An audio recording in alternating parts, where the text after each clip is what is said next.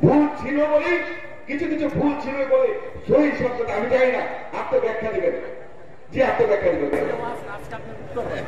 আপনাদের উদ্দেশ্য করে বলছি, আমি বলি, আমি প্রথমে বলেছি আপনাদেরকে, আমাকে একটু কষ্ট করে আপনি কোরআনের আলোকে ব্যাখ্যা করবেন নাকি? উত্তরটা আগে দিচ্ছি, পরে ওয়াজ। কোনটা? আপনার প্রশ্নগুলো। কোনগুলো? ওইটা ভাস্কর্য, এটা তো? হ্যাঁ, না সেটাই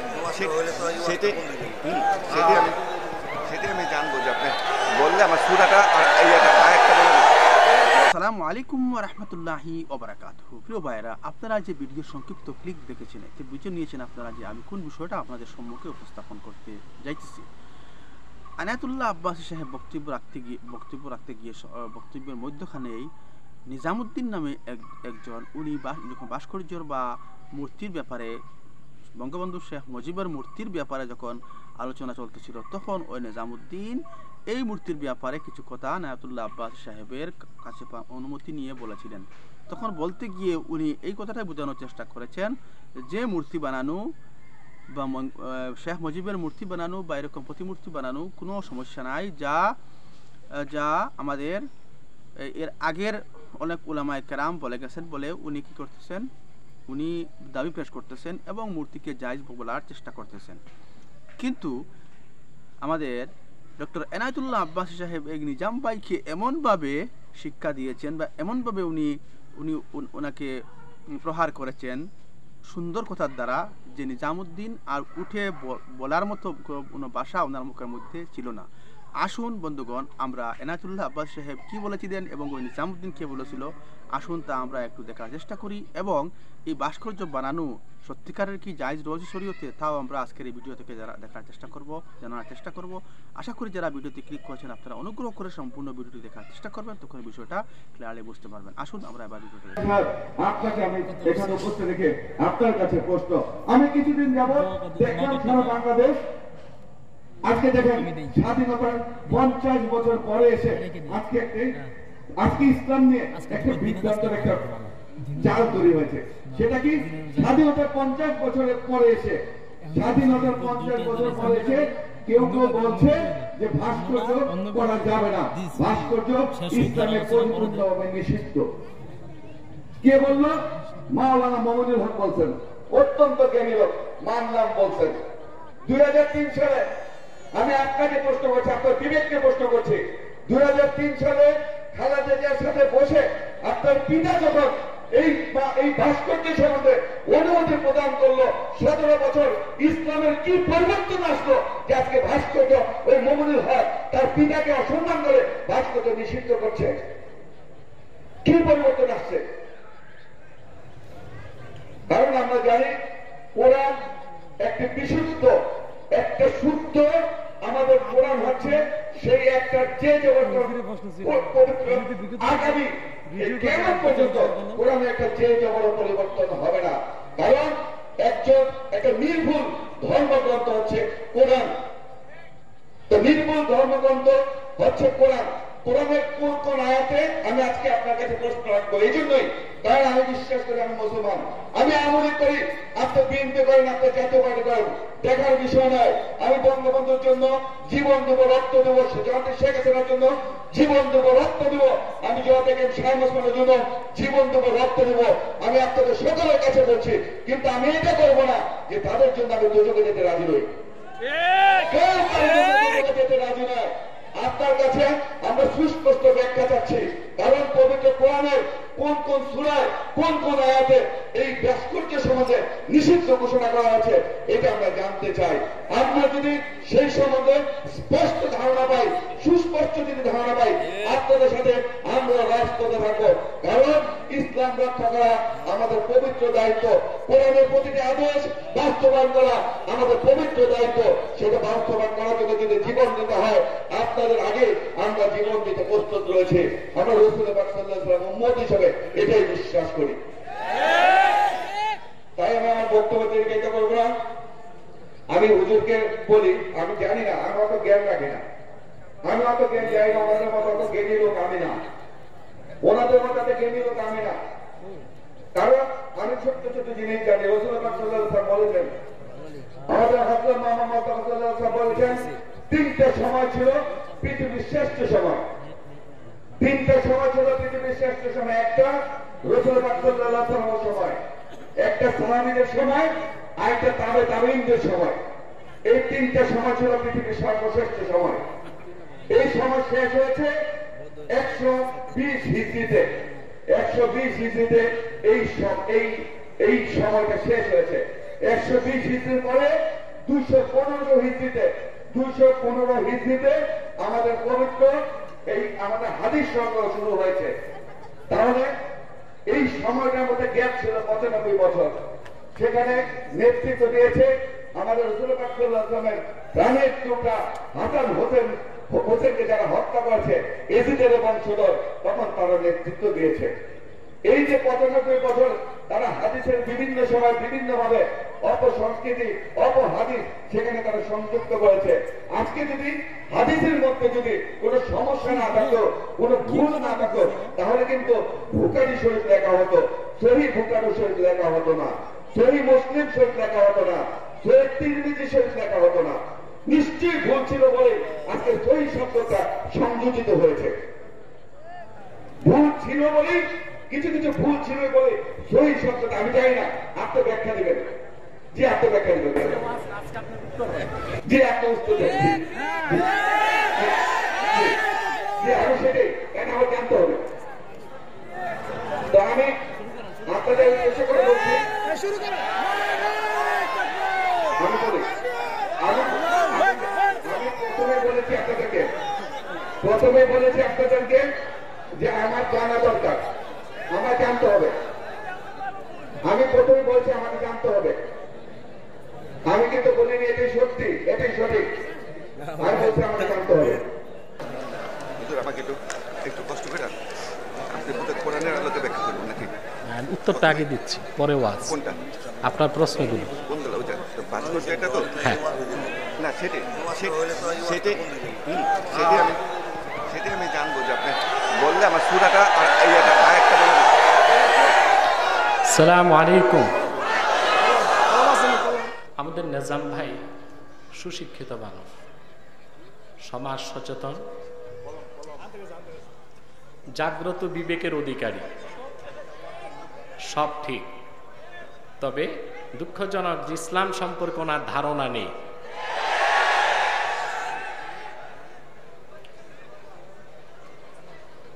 আমরা অরাজনৈতিক মানুষ। আমাদের বক্তব্যে আমরা কখনো চাই নাই কোনো দলকে ক্ষমতা থেকে নামিয়ে কোনো দলকে বসাতে। XYZ কোন আলেম যদি তা করে থাকে সেটার দায় তারা নিবে। আমরা ভাস্কর্যের ব্যাপারে যা বলেছি, কোরআন সুন্নাহর মত বলেছি, এবং ভাস্কর্যের ব্যাপারে যা বলেছি ইসলামের সুস্পষ্ট ব্যাখ্যা দিয়েছি। সেখানে কারো কাছে আমরা পারচেজও হইনি, আর কাউকে বেনিফিট করা আমাদের উদ্দেশ্য ছিল না। আমাদের ইমানের তাকাজায় আমরা বক্তব্য দিয়েছি, এবং আল্লাহর হাবিব মুহাম্মদ সাল্লাল্লাহু আলাইহি সাল্লামের ওসিলায় আমাদের সুস্পষ্ট ডকুমেন্টারি বক্তব্যকে গোটা দেশ গ্রহণ করেছে, এবং সেটার উপর জননেত্রী প্রধানমন্ত্রী শেখ হাসিনার সরকার অত্যন্ত নমনীয় অবস্থান গ্রহণ করেছে। ওলামায়ে কেরামের সাথে সংঘাতে যান নাই। পরোক্ষভাবে সরকার ওলামায়ে কেরামের বক্তব্য, আমাদের বক্তব্য, আমার বক্তব্য মেনে নিয়েছে। নিজাম ভাইয়ের প্রথম যে প্রশ্ন, যে বিভিন্ন আলেমকে তিনি ডেকেছেন, বক্তব্য নিয়েছেন। আলেম তো সব এক ক্লাসের নয়। আপনাদের সস্তাপুরে ডাক্তার আছে না? ডাক্তারি করে।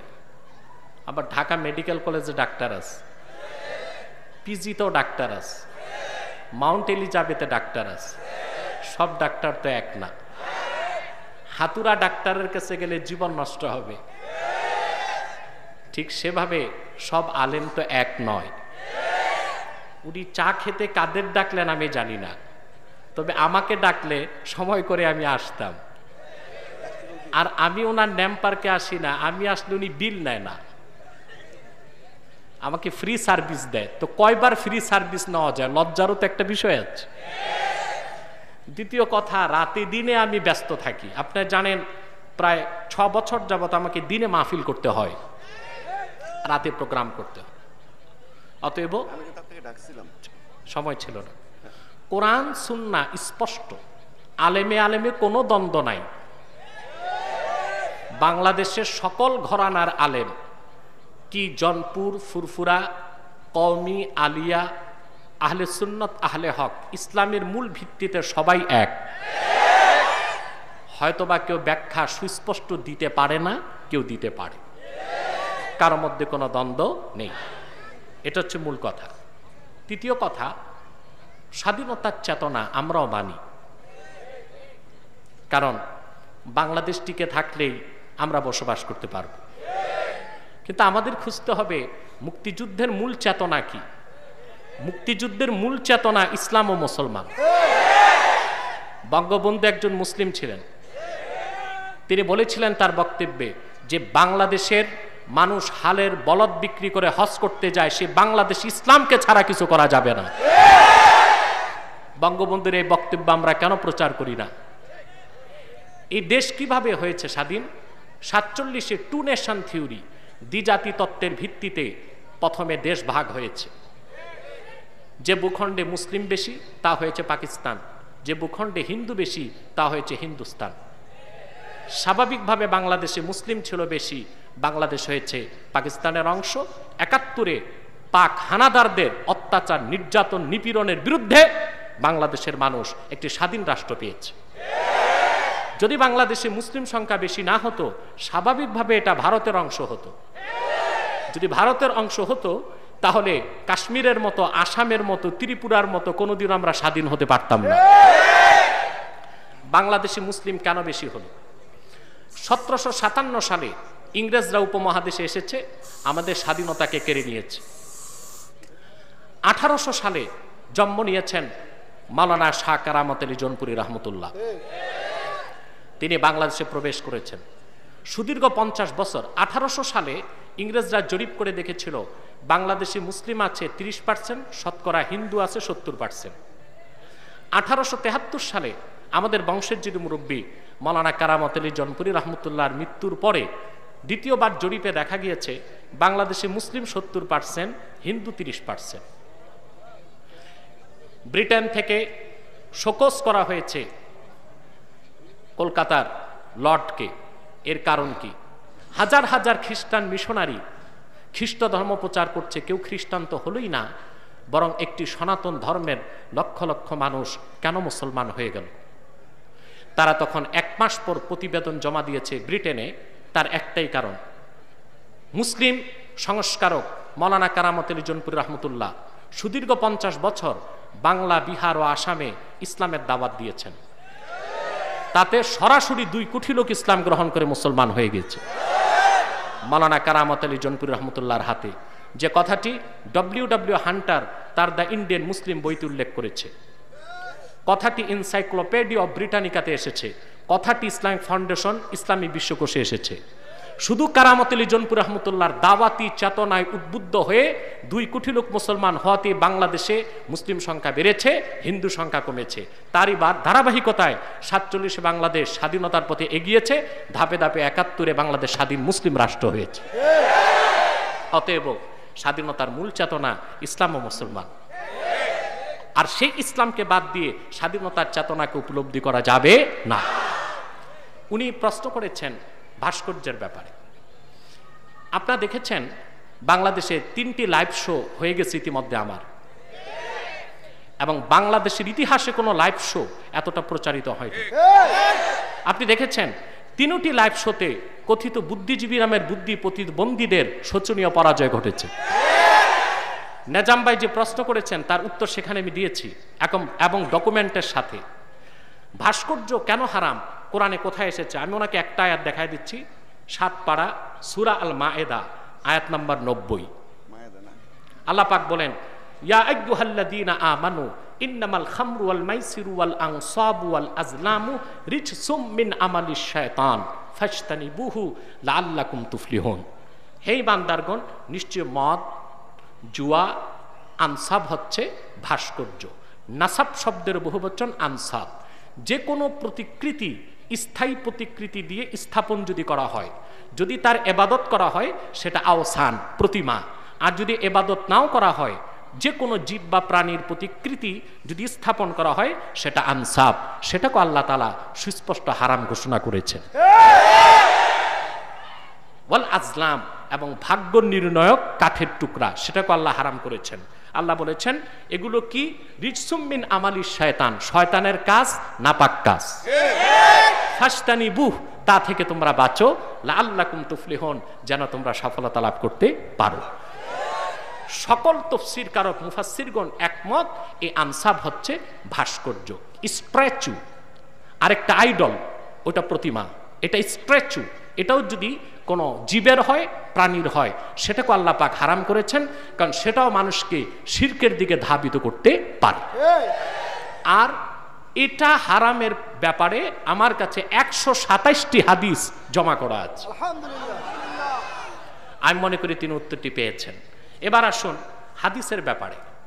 হাদিসের ব্যাপারে নিজাম ভাই যা বলেছেন ওনার ধারণা নেই। হাদিস কি? প্রশ্ন হল, হাদিসকে বাদ দিলে ইসলামের অস্তিত্ব থাকবে না।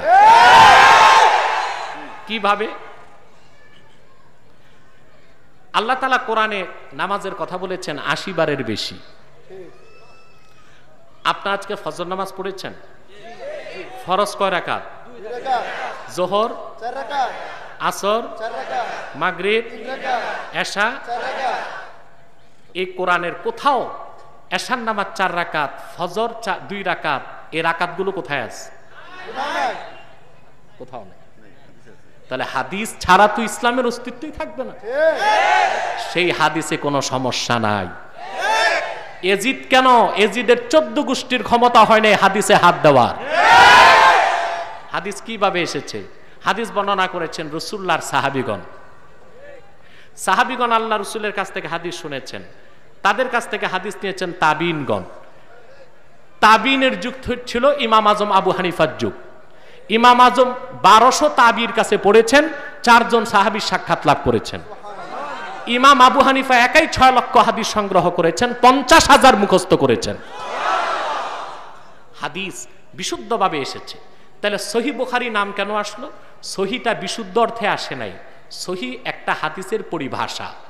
কোন হাদিস সহি, কোন হাদিস হাসান, কোন হাদিস মুরসাল, কোন হাদিস মাওকুফ, কোন হাদিস মুসনাদ, কোন হাদিস, এইরকম হাদিসের নাম আছে আলাদা আলাদা।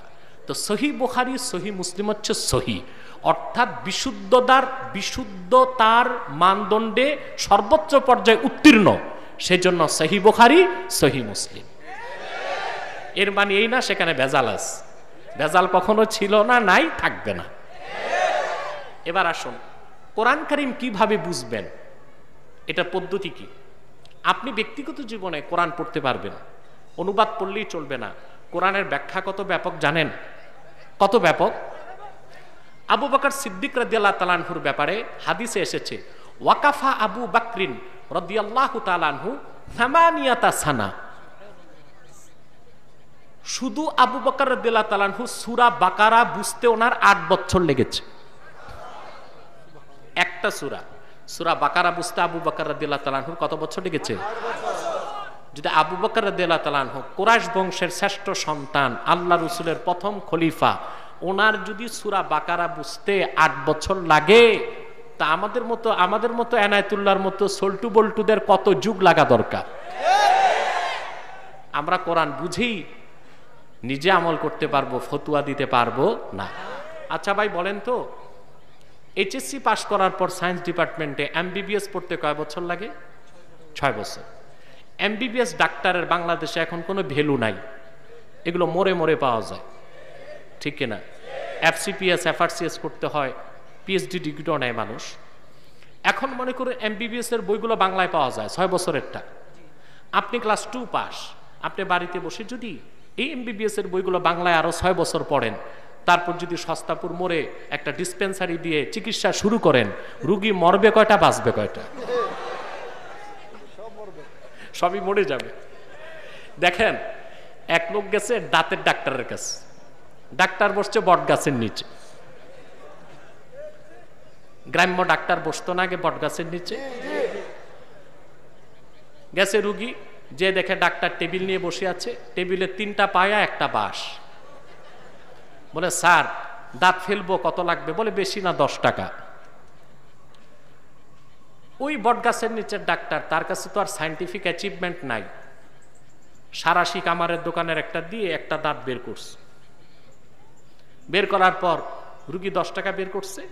ডাক্তার বলে, 10 টাকা হবে না, 40 টাকা লাগবে। বলে, কেন স্যার? বলে, তোমার দাঁতের 10 টাকা আর তোমার চিৎকারে 3 রুগী ভাগছে আমার, এই 30 মোট 40 টাকা। এখন রুগী চিন্তায় পড়ে গেছে, আমি আসলাম পচা দাঁত নিয়ে নড়ে চড়ে, এটা ফেলতে এত কষ্ট কেন? হাঁ করে দেখে পচা দাঁত জায়গা মতো আছে, ভালোটাই ফেলে দিছে। আমরা যদি প্রাতিষ্ঠানিকভাবে যে কোরআন হাদিস না বুঝি, তারপর ফতুয়া দিয়ে কোরআন হাদিস থেকে ওই রুগী মরবে, বাঁচার কোনো সম্ভাবনা। কোরআন কারীম বুঝার জন্য আপনাকে প্রাতিষ্ঠানিকভাবে যেতে হবে। কোরআন মহাবিশ্বের বিস্ময়, শুধু অনুবাদ থেকে কিছুই বুঝে আসবে না, তা বুঝতে হবে সহি হাদিস দিয়ে। সহি হাদিস হাজার হাজার, কয়টা আপনি পড়বেন, কয়টা মুখস্থ রাখবেন? মুজতাহিদ ইমামগণ যে ব্যাখ্যা করেছেন, সে ব্যাখ্যাটা আপনাকে গ্রহণ করতে হবে। আশা করি আমার উত্তরগুলো নেজাম ভাই পেয়েছেন, আপনারাও পেয়েছেন।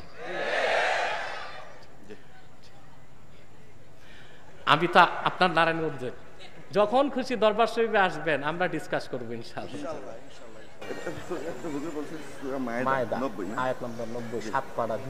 তো বন্ধুগণ, আপনারা এখানে দেখলেন এনায়েতুল্লাহ বাদশা সাহেব ওই নিজামুদ্দিনকে কিরকম শিক্ষা দিলেন এবং কিরকম শালীন ভাষায় ওকে বুঝিয়ে দিলেন, এবং চুপ করে বসে রইল, কোনো কথাই বলতে পারলো না। বন্ধুগণ, এরকমই টেকনিক প্রত্যেক আলিমের করার প্রয়োজন রয়েছে, এবং এরকমই ভাবে ভাষা ব্যবহার করে যারা বিরোধিতা করে ইসলামের এবং মুসলমানের, তাদেরকে শিক্ষা দেওয়ার প্রয়োজন রয়েছে।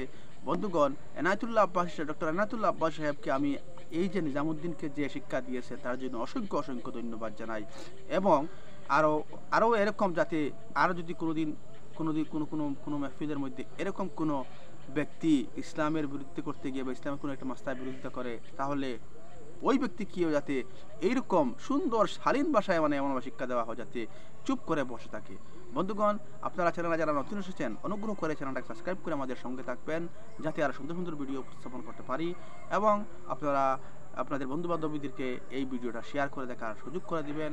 আসসালামু আলাইকুম ওয়া রাহমাতুল্লাহি ওয়া বারাকাতুহু।